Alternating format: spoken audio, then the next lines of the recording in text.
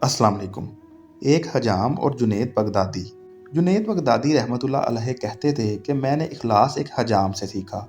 एक दिन मेरे उस्ताद ने कहा कि तुम्हारे बाल बहुत बढ़ गए हैं, अब कटवा के आना। पैसे कोई थे नहीं मेरे पास।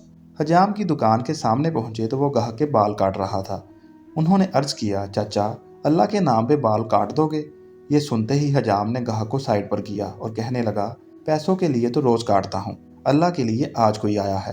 अब उनका सर चूमकर कुर्सी पे बैठाया, रोते जाते और बाल काटते जाते।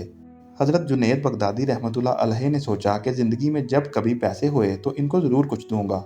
अरसा गुजर गया, ये बड़े सूफी बुजुर्ग बन गए। एक दिन मिलने के लिए गए, वाकया याद दिलाया और कुछ रकम पेश की। हजाम कहने लगा, जुनैद तू इतना बड़ा सूफी हो गया है, तुझे इतना नहीं पता चला कि जो काम अल्लाह के लिए किया जाए उसका बदला मखलूक से नहीं लेते।